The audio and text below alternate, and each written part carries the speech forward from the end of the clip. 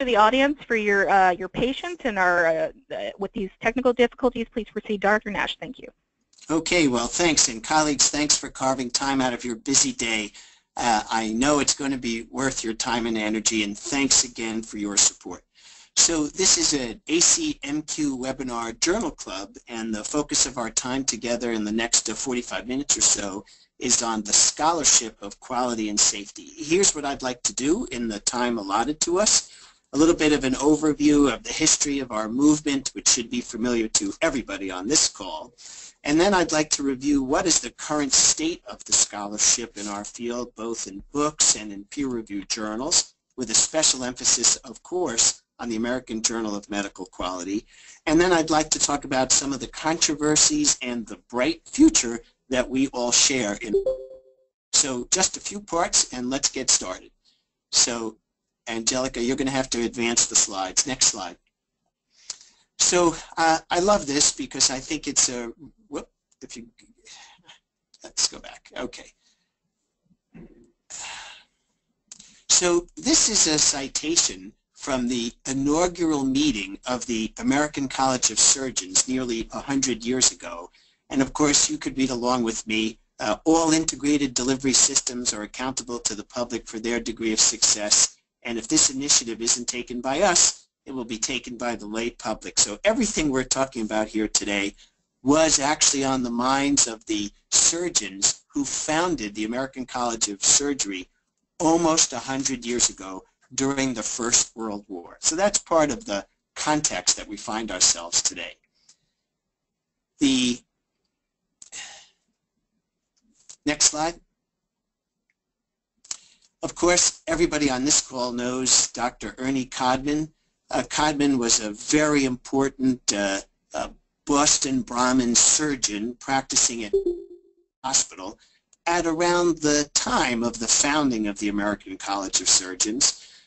He had a wonderful idea of bringing the end result idea, the description of each of the surgeries that he performed and how he could have done a better job. He brought this idea to the members of the Massachusetts Medical and banned him for life once they realized that he was practicing self-evaluation and believed that surgeons could actually improve. Next slide.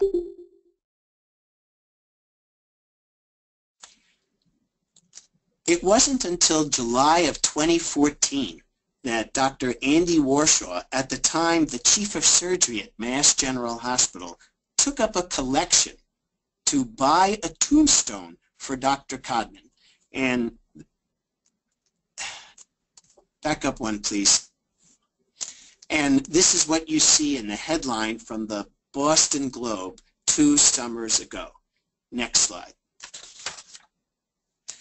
Of course, today, you and I know that we're still faced with an epidemic of error. This is from our colleague, Marty Macri from Johns Hopkins, and his wonderful book, Unaccountable Care, which was featured in this page 1 second section story in the Wall Street Journal just several years ago. Finally, next slide. You and I know, regrettably, that we are still hurting people. And in this recent piece in the British Medical Journal on quality and safety, this is a survey, an online voluntary survey, perspective of nearly 700 injured patients and families and their views. So let's summarize. Everybody on this call appreciates that we still have an amazingly important problem in delivering care that is safe. Finally, I think you'd appreciate knowing there are 20 wrong site surgeries nationwide reported to the Joint Commission even in 2016. So colleagues, we still have a problem, and that's why it's so important to continue to promote the scholarship of quality and safety. Next slide. So I have on this slide, I think, a pretty comprehensive summary, as best as I could tell, and certainly during the question and answer period, I'd love your feedback, of the current state of the nation with regard to journals in our field and some of the more recent books. let's go through each of these, and then I'm going to dive deeper into some of the challenges that we face in publishing in our field. So leading off, of course, with the American Journal of Medical Quality that comes from ACMQ and our publisher, Sage, in Thousand Oaks, California. Our journal has a worldwide readership. More about the acceptance rate and some other issues in a moment. I think the second most popular journal in the United States in quality and safety comes from our commission. Ages ago, this used to be called the Quality Review Bulletin. Now, of course, it's the Joint Commission Journal on Quality and Safety. Another relatively recent journal in our country is the Journal of Patient Safety with the editor-in-chief, Dr. David Bates at Harvard Medical School. This is published now by Walters Kluwer. Globally, we have the British Medical Journal, Specialty Journal in Quality and Safety, which is an excellent journal, and the editor-in-chief is in Toronto, Canada. Then there are some other organizations that publish their own journals in quality and safety. The National Association of Healthcare Quality,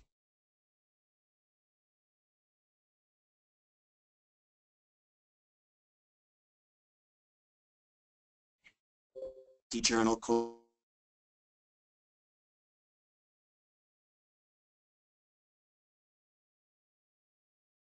also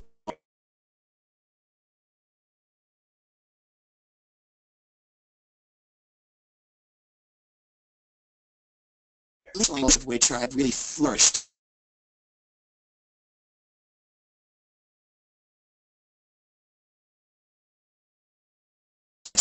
I'm aware of and would love your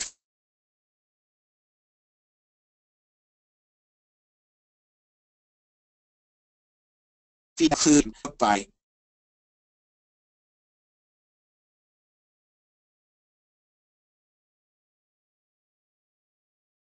Health Oregon Academy.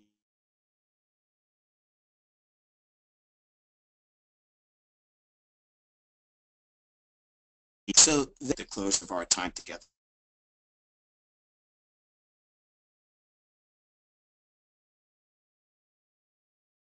Few years, 2013.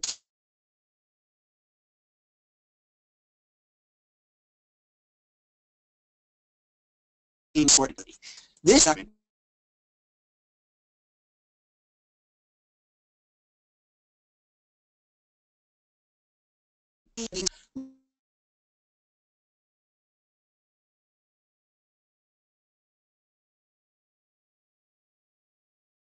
patient safety across the community.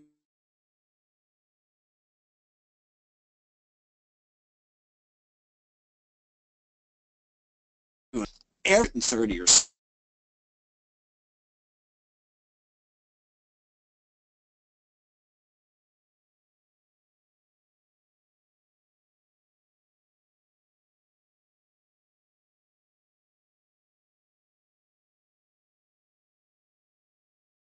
Of a cadre of core faculty in every clinical department with varying levels of expertise in our field. As a result of this document, the AAMC continued to send resources to the AAMC IQ, or Integrating Quality Effort. Next slide. Out of this integrating quality effort has come all of these various components that I've displayed here. So now the AAMC promotes educating for quality, teaching for quality, that this is part of a national effort by the AAMC to further disseminate the scholarship of both discovery, teaching, and synthesis in our field. Next slide.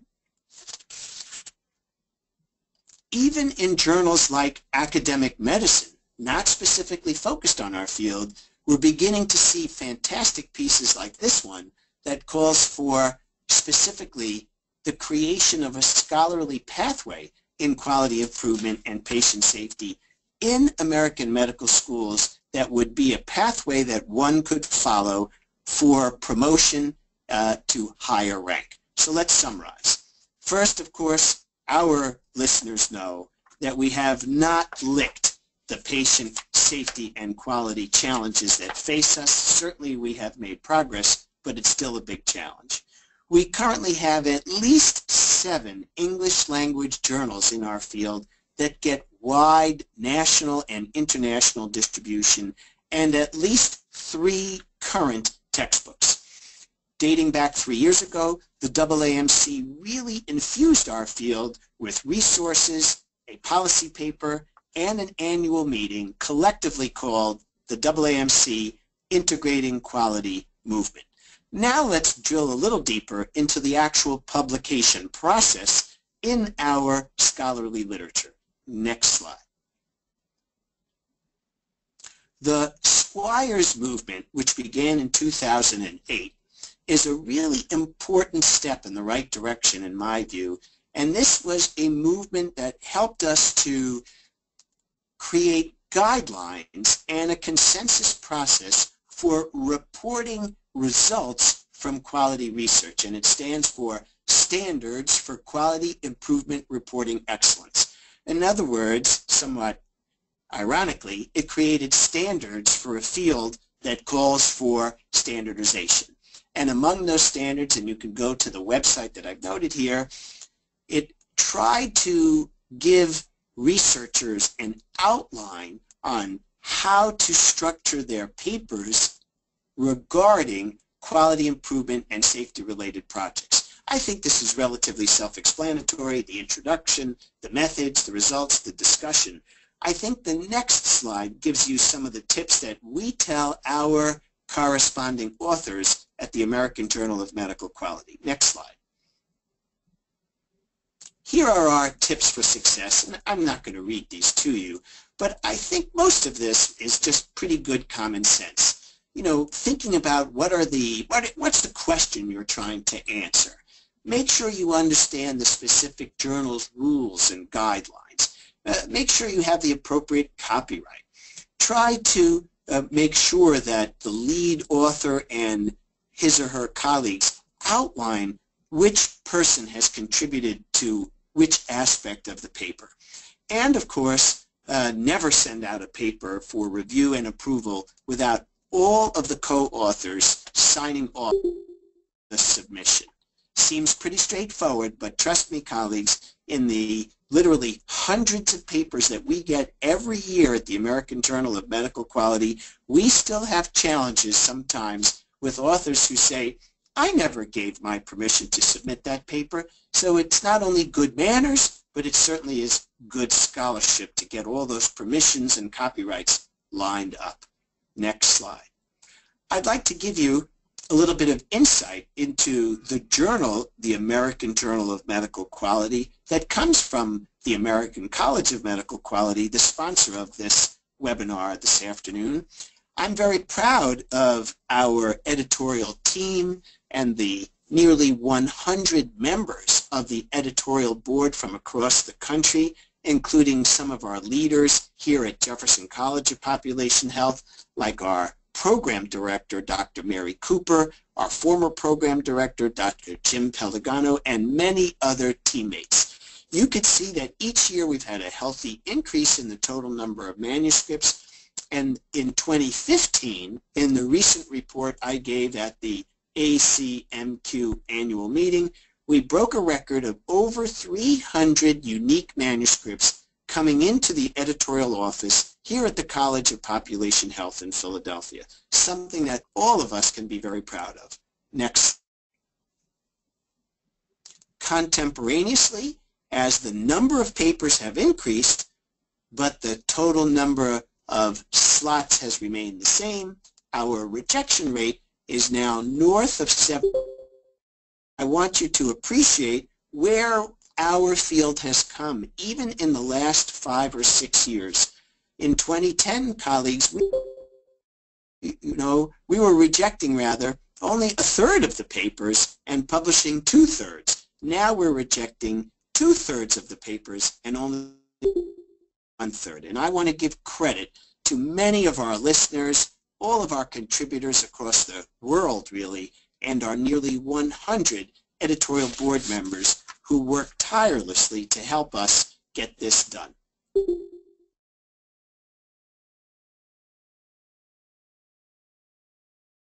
Next slide, please. So this is the very important insight into the workings of the American Journal of Medical Quality from the editorial board perspective. So we now are able to publish ahead of print, which is a fancy way of saying articles that have survived the peer review process, that have made appropriate changes, and that have received final acceptance are published almost online. And they appear now 14 months, more than a year ahead of time online than they do in print.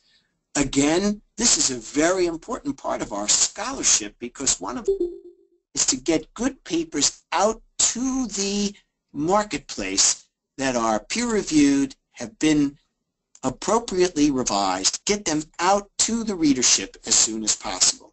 And of course, these are citable on a CV, and they can be distributed once they have been launched on the AJMQ website, which is maintained by our publisher, Sage, in Thousand Oaks, California.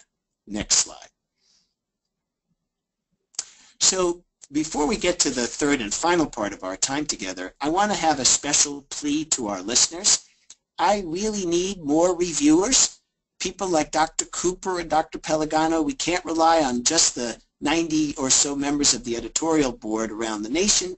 We need more reviewers. So if you're interested, especially after our webinar today, I hope you'll send your CV into the editorial board office expressing your interest in becoming a potential reviewer, and I'd really appreciate your sending your full CV to our amazing managing editor, Ms. Deb Maris, whose email is on this slide.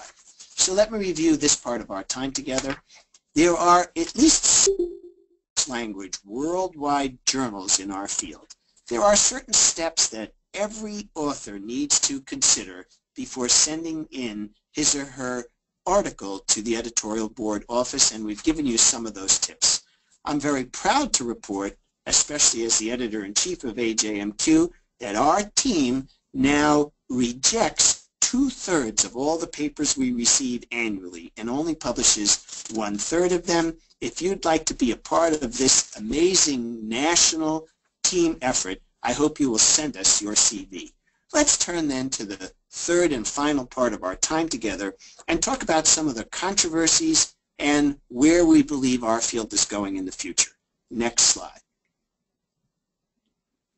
I've listed just 5 controversies. I'm sure there's many more, and once again in the question and answer period I hope to hear from you. But let's go through some of the controversies that I have outlined here and see what you think.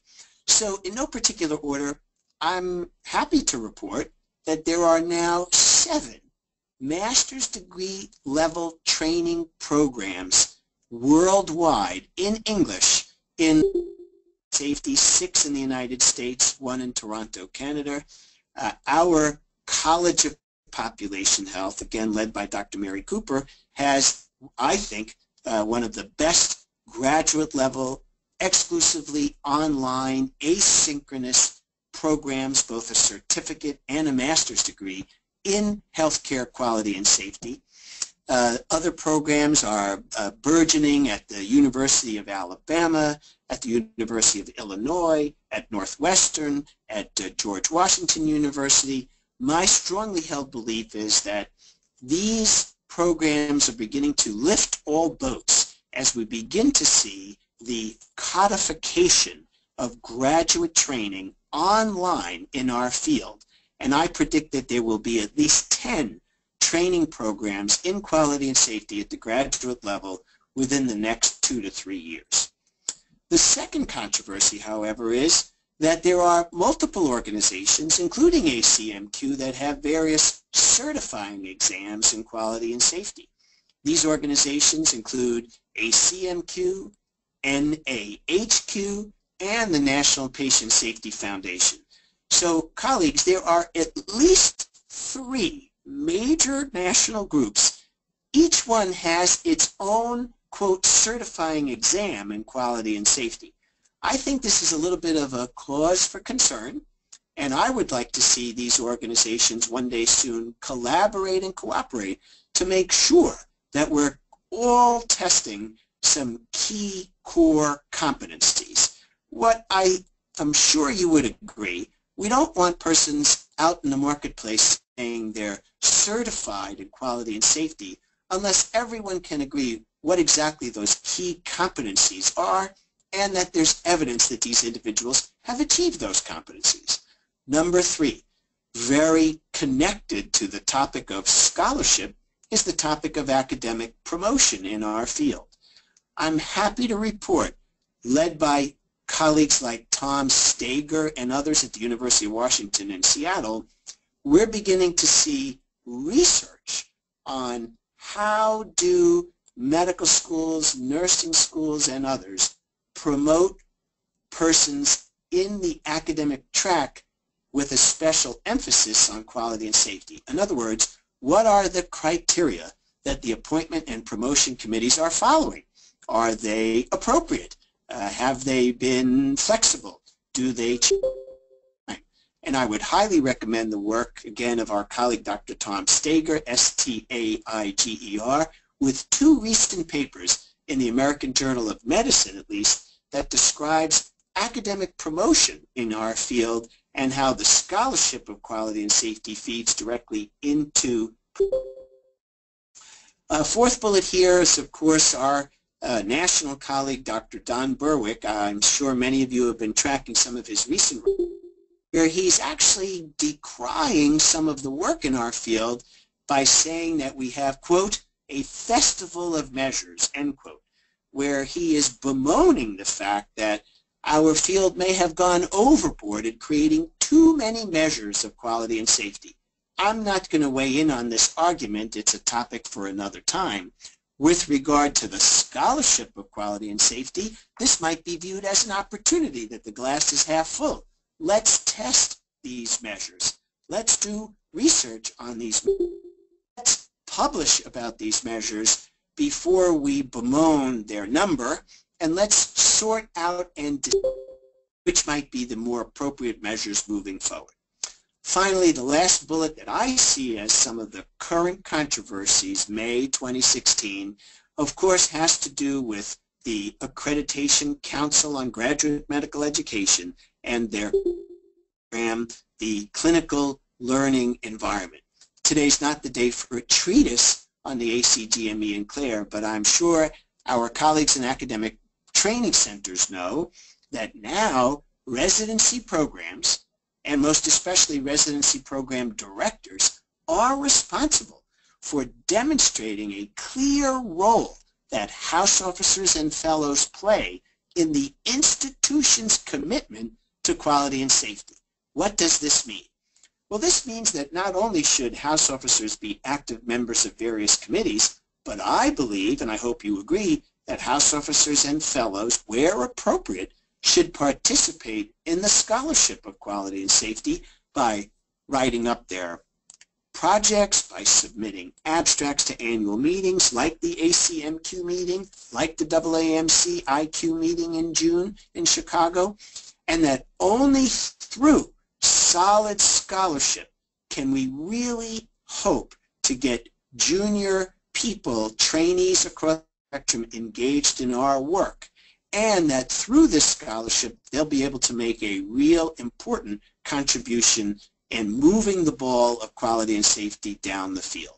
I think this is very important, and I applaud the efforts that ACGME has made to promote the CLAIR agenda, but I think we could all agree there are many bumps in this road, and if we have good scholarship, that will go a long way to improving house staff engagement. Let's summarize some of the controversies. While I think it's great that there's been a promulgation of graduate level training in quality and safety, which I think will in turn promote scholarship, I am a little concerned about the coexistence of multiple certifying exams. I would like to see clearer guidelines for promotion. I'd like to see more research on the new measures, and I surely would like to see house officers have more mentors, just like the AAMC IQ report as called for. Next slide.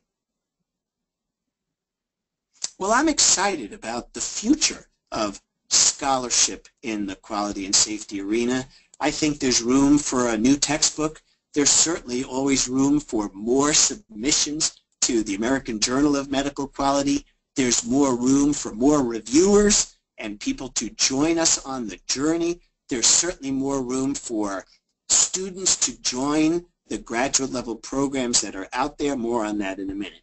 So I think, as I noted in this first bullet, there's a lot of important work that still needs to be accomplished. Like you, I'm not going to rest until care truly is harm-free. It's never going to be error-free, as you and I know, but we've got to strive for care that is harm-free.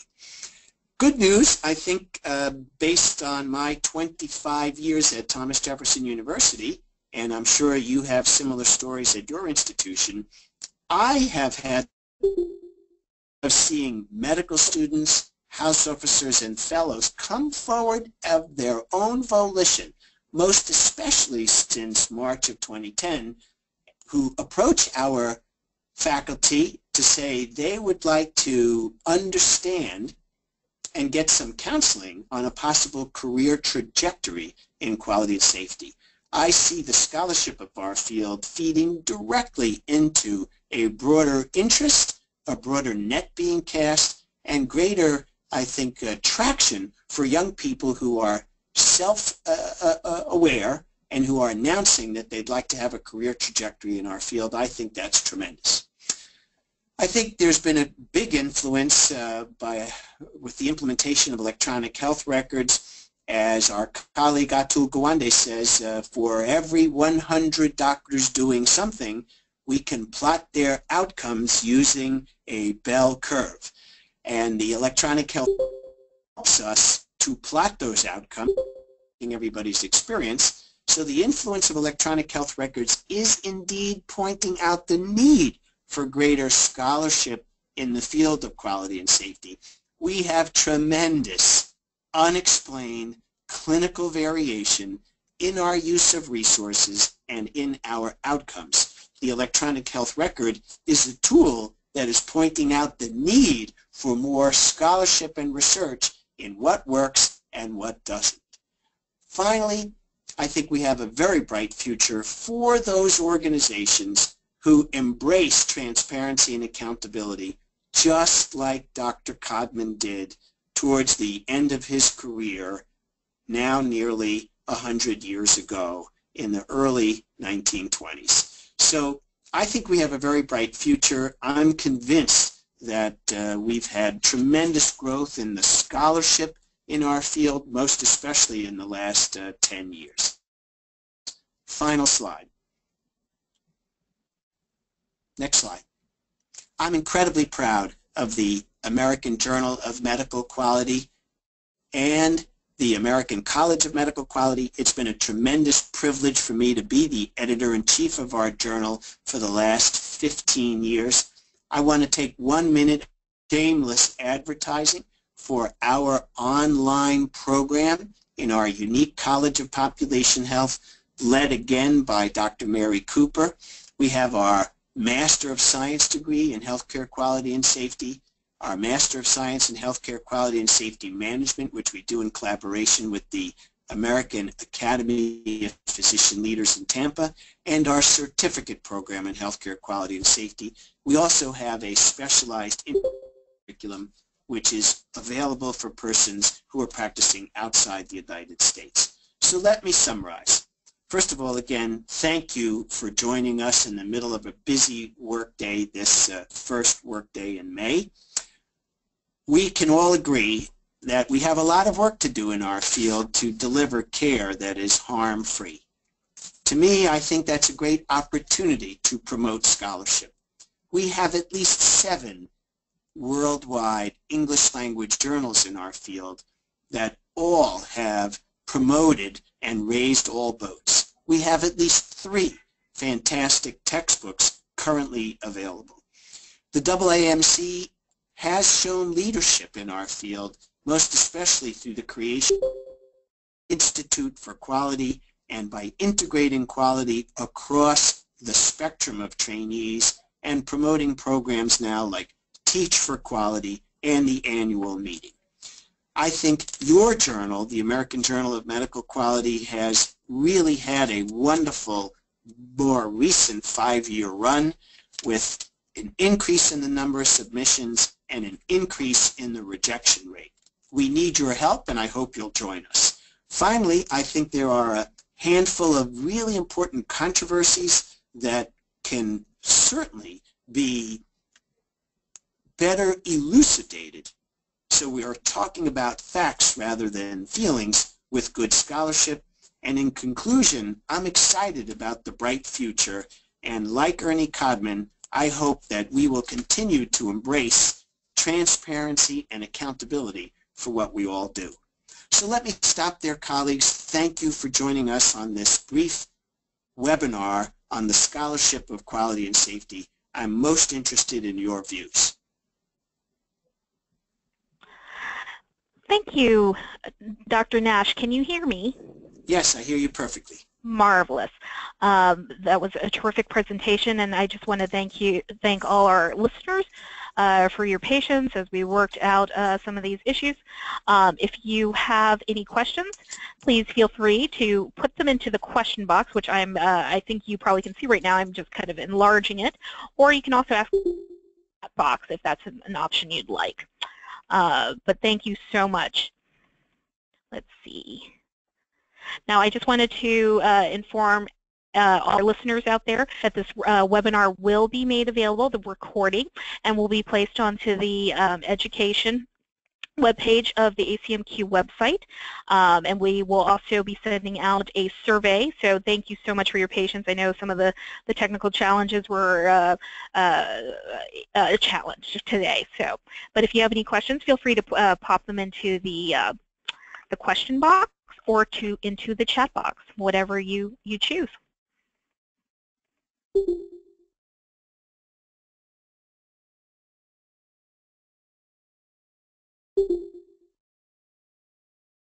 Angelica, the questions? Yes, sir.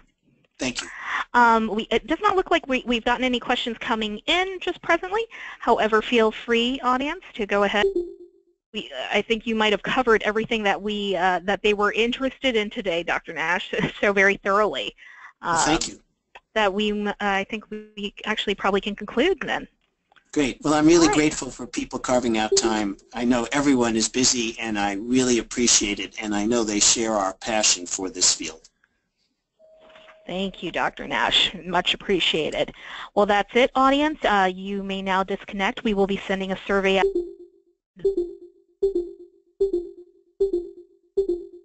Listening pleasure online in a couple days. Thank you so much, and have a good day. Great.